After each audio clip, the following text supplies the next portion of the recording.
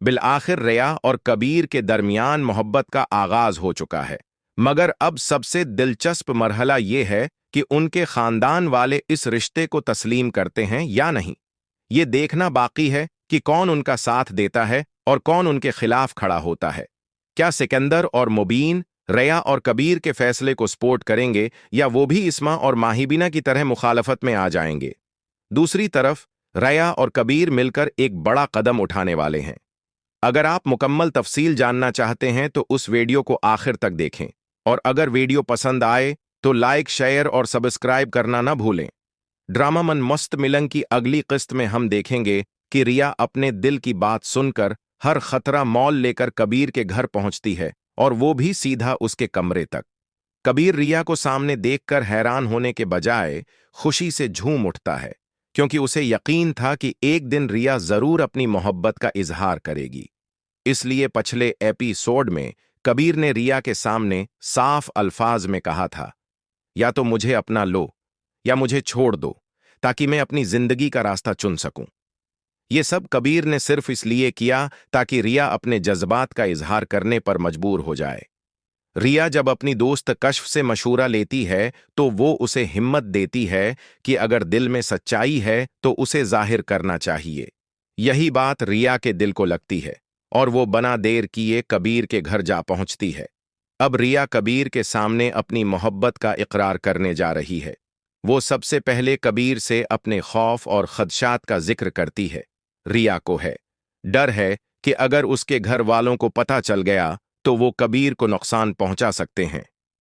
यही सोच रिया को अब तक रोके हुए थी, लेकिन जब रिया ने कबीर को किसी और के साथ देखा तो वो बर्दाश्त न कर सकी और दिल से फैसला किया कि अब वो अपने जज्बात छिपाएगी नहीं। वो कबीर को कहती है कि सबसे पहले मैं दरगाह जाकर शुक्राने के निफल अदा करना चाहती हूं। अगले दिन वो कबीर के साथ दरगाह जाती है। दोनों वहां दुआ करते हैं। इसी दौरान इस्मा भी वहां पहुंच जाती है, और जैसे ही रिया को कबीर के साथ देखती है, इसके होश उड़ जाते हैं। इस्मा गुस्से से रिया को घसीटकर घर ले आती है और उस पर चीखने चलाने लगती है कि क्या तुम्हें मोहब्बत के लिए कोई और नहीं मिला? तुमने अपने बाप के कातिल से दिल लगा लिया। रिया खामोश नहीं रहती और सख्त लहजे में जवाब देती है, आपने हमेशा हमें नफरत करना सिखाया है, मगर मोहब्बत है, दुश्मनी नहीं देखती। वो तो बस दिल का मामला है। इतने में सिकंदर खां घर आता है और शूर सुनकर फौरन वहां पहुंच जाता है। वो पूछता है कि क्या मामला है। इस्मा चीख कर कहती है, पूछो अपनी बहन से, वो कबीर से इश्क कर बैठी है। सिकंदर को गुस्सा तो आता है, मगर वो नरमी से रिया को समझाता है, लेकिन रिया ने अब फैसला कर लिया है कि वो कबीर से ही शादी करेगी, चाहे कोई माने या न माने। सिकंदर थोड़ा नर्म रवैया रखता है, लेकिन इस्मा अपनी जिद पर कायम रहती है और किसी भी कीमत पर रिया और कबीर को एक होने नहीं देना चाहती।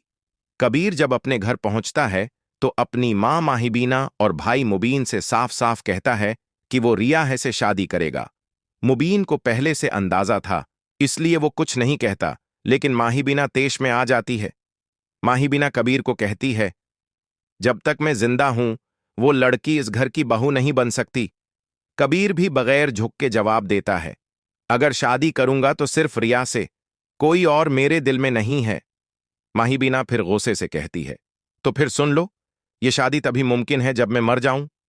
ये सुनते ही कबीर शदीद गुस्से में आकर दरवाजे पर मका मारता है। शीशा टूट जाता है और उसका हाथ जख्मी हो जाता है।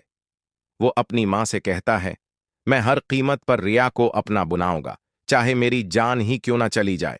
अब सवाल यह है कि क्या माहिबीना इस रिश्ते को कबूल करेगी?